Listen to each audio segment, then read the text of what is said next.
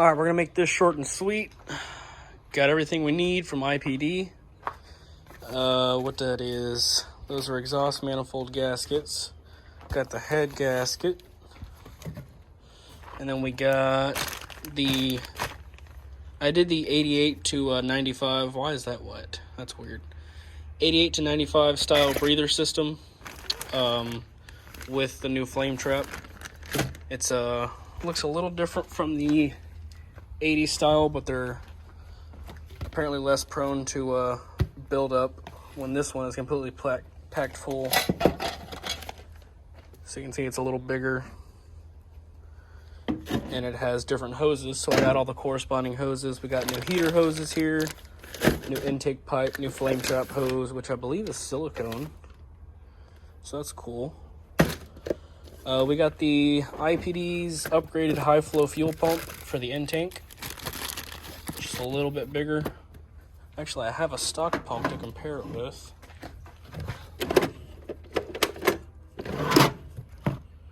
So you can see here, this is a stock pump, and that is the high flow pump.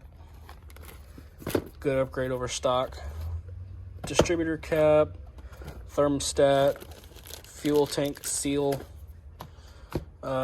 new Bosch fuel pump relays, Bosch, what is this, coolant temp sensor, or the fuel injection sensor. That O-ring goes to the PCV. It's our new crank housing, oil cap seal. Got all new bolts for the intake and exhaust manifold, just so it looks a little nicer. New injector O-rings and caps, water pump seal, cam intermediate shaft and crank seals, another coolant temp sensor, that's for the gauge, spark plugs, timing belt, valve cover, gasket, intake manifold gasket, oil filter, some miscellaneous clamps, and a magnetic drain plug to catch any, what is that? Oh, that's for my dipstick tube. Cool, they threw that in there. To catch any metal shavings from this 500,000 mile motor. Which, if it's gonna catch anything, it already has a long time ago, but you know, it's alright. So I'm gonna get started on tearing it apart.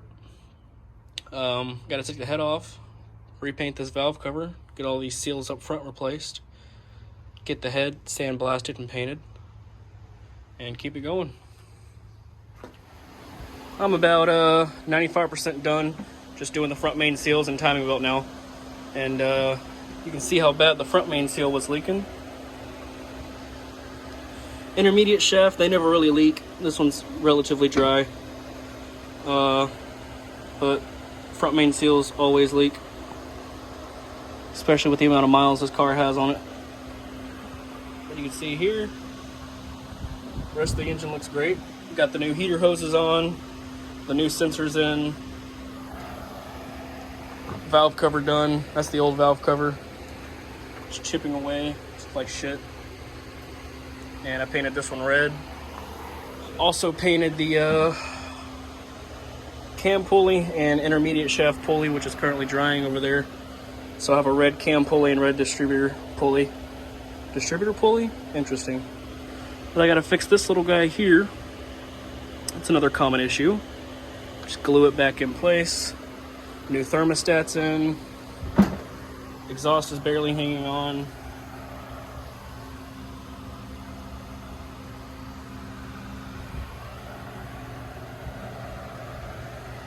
Just have it pulled up so I get the radiator up to get the crank pulley off. Still gotta clean this side of the head. With the blocks painted for the most part. Gotta take the alternator out, do the bushings on that, and probably gonna ditch this. This is the cover that goes over the cam pulley. B230s don't use that, only B23s do. And some say you're supposed to have it because the timing belt rides against it, keeps it from falling off, but if a B230 doesn't have it, a B23 doesn't need it. So I'm gonna ride it without it, and it should be fine. Got that seal in. So let's keep working at it.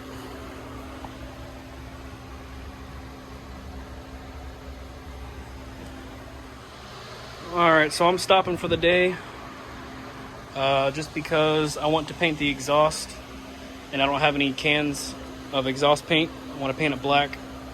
The pulleys came out great. I love that. I'm glad I did that. And the coolant tube, I painted gold, and I don't think I like it because it kind of looks like a tan. I was trying to match the gold here and then the gold wheels, but didn't really work out as planned. But I don't know, we'll see. But yeah, I want to paint the exhaust, and then I gotta finish cleaning up this side of the head, and then we should be good. Start hooking everything else back up.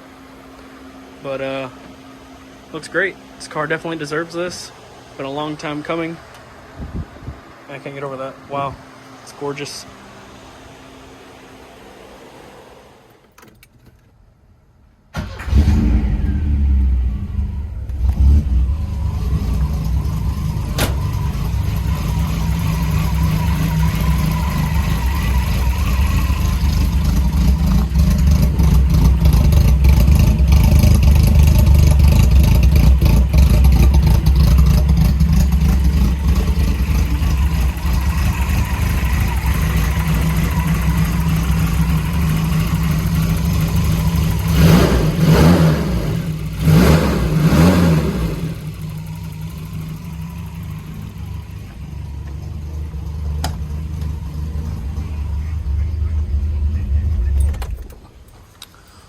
Well, that's going to be a wrap for Scotia.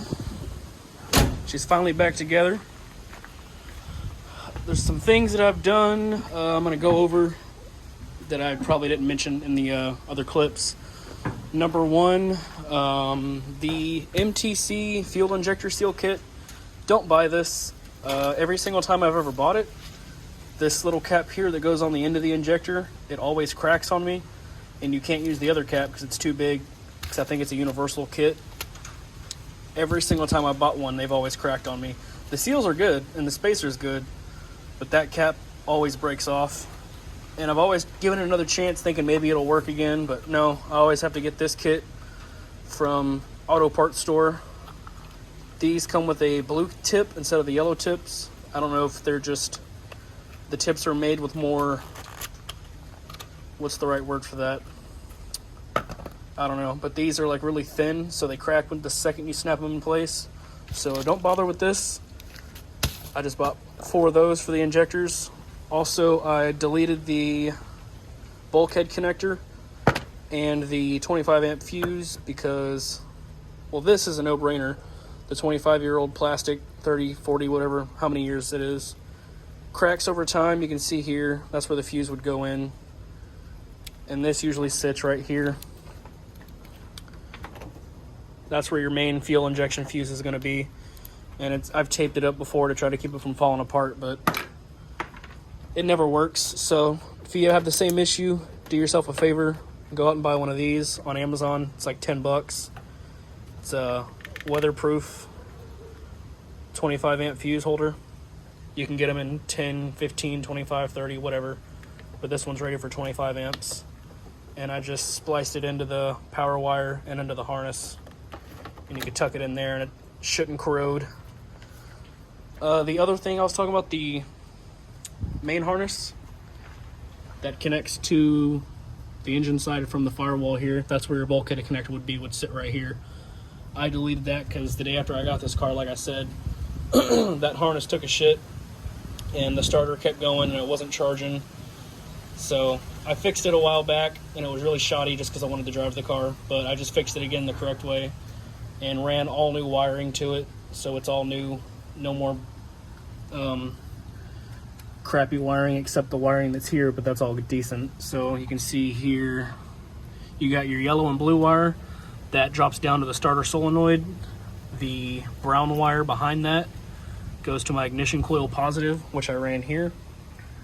And then you have the yellow wire that's behind those two. I have them zip tied together. That yellow wire is your coolant temp sensor, which is for the gauge cluster. And then you have another coolant temp sensor, which is for the ECU, which tells it to adjust the air-fuel mixture, one of those words. Here you have the red wire and the black. Black is your oil pressure light, just a dummy light. The red is the alternator exciter wire. I ran those down the firewall in with that loom over here, and they drop down here and then connect to the alternator, and the other one to the oil pressure light. Also painted these gold. They're supposed to be like a bronze from factory. I think this is too, and so is this. But you know, over time, oxidation, they were like gray, so I repainted them gold just so they'll look a little better. And they'll go with the IPD strut bars there. I tried to do the same with the coolant tube that goes from the water pump to the heater hose. I tried to paint that gold, but it looks more like a tan, so I'm not really rocking with it. And I accidentally got overspray from the when I painted the exhaust on there, so fuck it. And the exhaust is starting to chip away the paint, so I got to do another layer. I didn't prep it right, but that's okay. Just do the oil change on it. Now I got to fill it up with coolant. I've been running it for a little bit, making sure there's no coolant leaks. I just got water in it right now, and I've got 2 things of coolant there. Just wanted to make sure my new heater hoses back here weren't leaking, and water pump and thermostat weren't leaking because I replaced those. So far there's no leaks, so I think tomorrow I'm going to go drive it around. Once I put that passenger or the driver's seat back in, go drive it around, check levels, and if it's not leaking, I'll throw the coolant in it. The intake, I decided to use the stock air box instead of the cone filter that it's been running, just because you're just sucking in hot air, so it's not really that reliable of a filter. Just use the stock stuff it came with. It flows a lot better, and you're sucking in cold air from down here, which I lost that piece. There's supposed to be an elbow that connects through the core support to here, but that's fine. It's good enough. It's better than sucking in whatever's right here. And this mass airflow sensor is the one that originally came with this car. It's broken now because when we were working on Caden's car, I took this MAF out to put on his car to see if it would fix his car. And while I was walking to his car, this is the one that came off his car. This is the remanufactured in Mexico, the broken one that came with that car. When I was walking to his car with my MAF, I went, oops, and dropped it. So this MAF doesn't work. It works enough to make it idle, but sometimes it'll die out. So I'll have to find me a new MAF. If anyone has one, let me know. It should be the 002. It's the part number for LH 2.0 and 2.1. Reman from Wagon, LH 2.0. What else have I done? I still need to put on the crank to AC belt so I can have my power steering back. I have not yet installed the upgraded in-tank pump just because I haven't really felt like it, and I just wanted to get the car running first.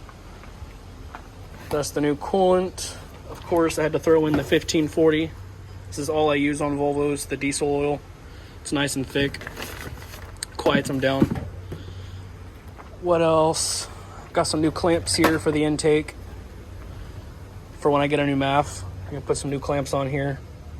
But everything turned out good. That new PCV box for the 90s style, plus the new flame trap, so it sits right here. Very serviceable. Everything went perfectly. She runs great.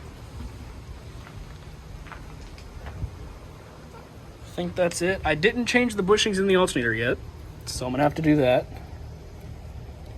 Doesn't seem to wobble around that much, but you know, I have to zip tie all these wires just to keep them still. But everything's tidy. It all went together great. The engine looks great. I love the way these pulleys came out. The red. So that's all I got for right now on this car until we start building the squirter block that's going to go in this. because once that's done, this engine is getting pulled out and going into that car. So I just wanted a good resealed engine, so whenever I'm ready to swap this motor, that's good to go. I ain't got to do shit to it, just rip it out and be done with it. And also with this LH 2.0 system, that's why I want to get that MAF replaced too, because we're going to go max ECU, I believe, on this. I painted the distributor cap as well red to match the rest of the car. Ooh. To match the rest of the car, because it was orange and it looked kind of off. But yeah, that's all I got. Tried to make this one a short video, so if you enjoyed it, drop a like. If not, don't drop a like, drop a dislike, let me know.